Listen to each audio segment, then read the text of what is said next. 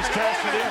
Come on, guys, he's cashed it in. Now, it's rather common for WWE to begin to push a superstar, then suddenly stop that push with immediate effect.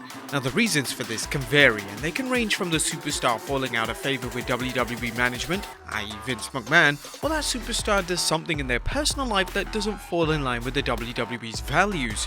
However, on occasion, a superstar has their push cancelled due to the most ridiculous reason possible. Now, this is usually a reason that fans struggle to comprehend due to how nonsensical it sounds. But which times were they? Well, join us now as Wrestlelamia looks at 10 ridiculous reasons WWE superstars had their push instantly cancelled.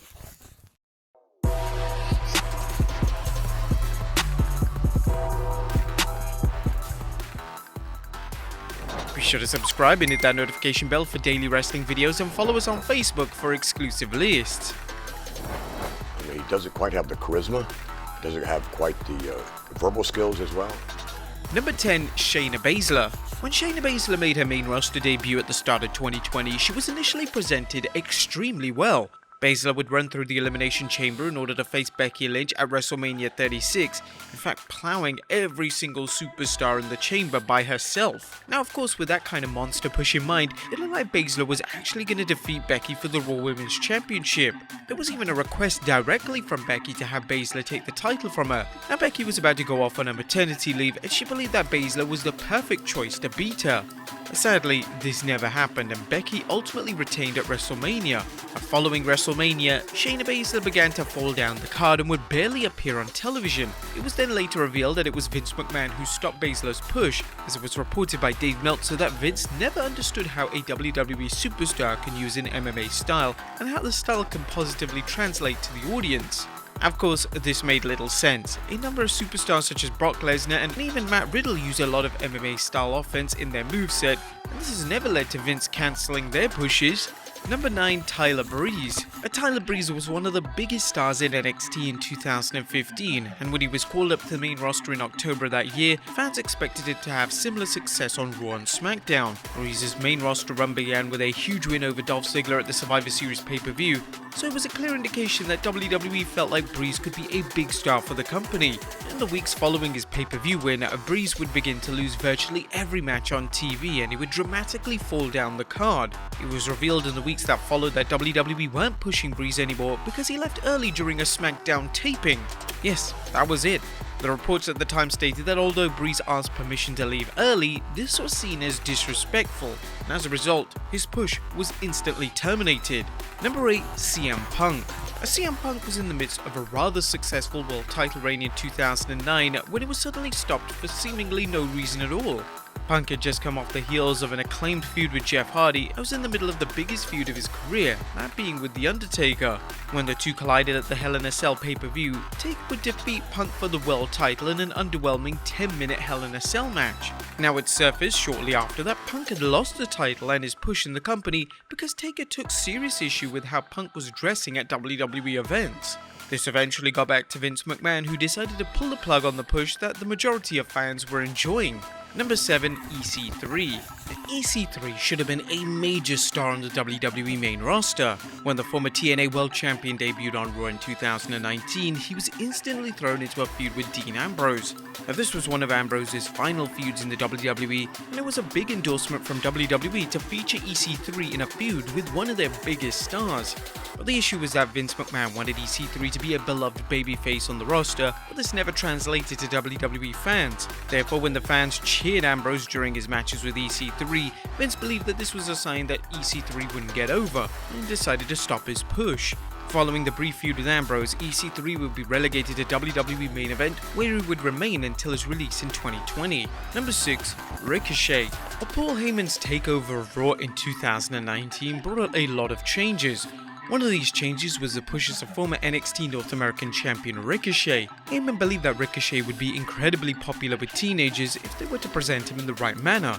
Ricochet would win the US title in the Stomping Grounds pay-per-view, and he spent the summer feuding with AJ Styles, which was his most prolific feud to date. He would even face Brock Lesnar at the Super Showdown pay-per-view in 2020, and even though the match was a squash, it was great to see him in this position.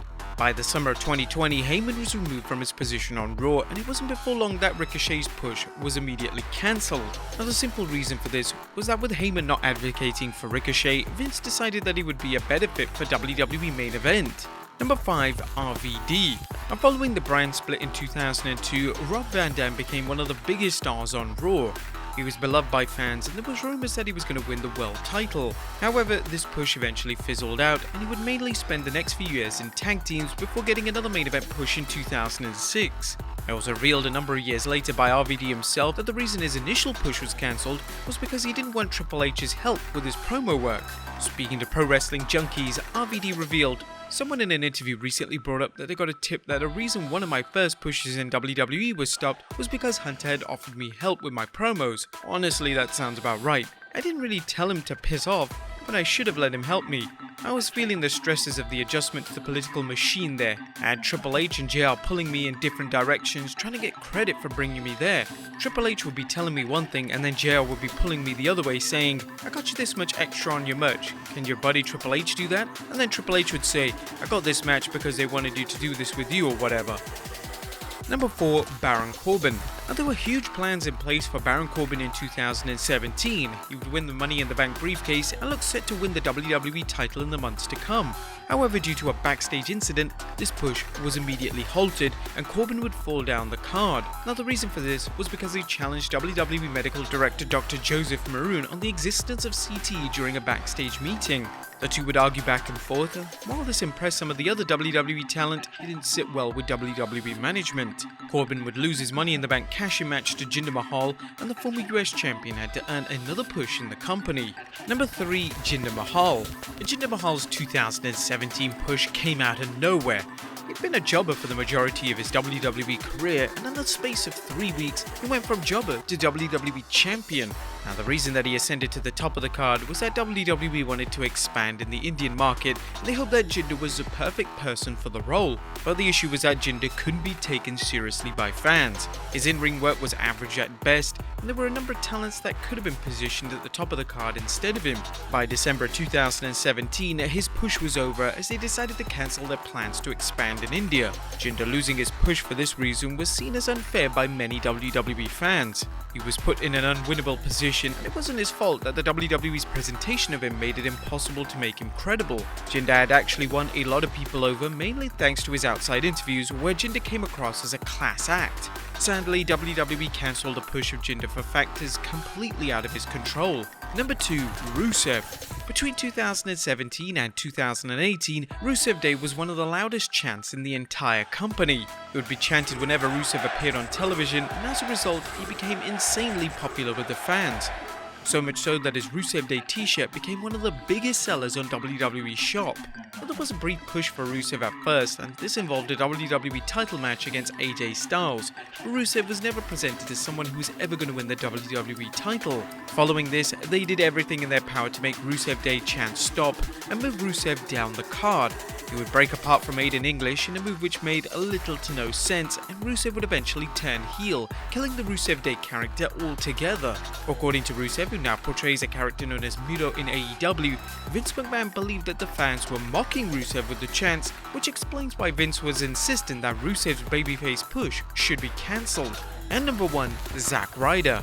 There was a time period where Zack Ryder was one of the most over superstars in WWE. The success of Ryder's YouTube show titled A Z True Long Island Story had led to a surge of popularity for the former Edgehead, and there was a desire from fans to see Ryder on TV.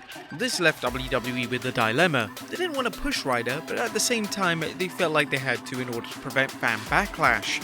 They eventually decided to push him in one of the worst ways possible. Ryder would be presented well at first and he would win the US title, but this reign was extremely short at just 29 days. Ryder would then be involved in an infamous storyline with Kane, John Cena and Eve Therese. This storyline saw Kane constantly attack Ryder, and Eve, who was supposed to be Ryder's girlfriend, would kiss Cena whilst Ryder looked on.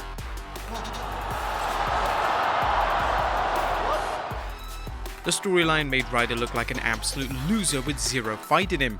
Now, the main reason they stopped his push was that Ryder was virtually taking over the show. He was so over that WWE fans would even chant his name when The Rock was in the ring. As we know, if talent gets over on their own accord, it traditionally doesn't sit well with WWE management.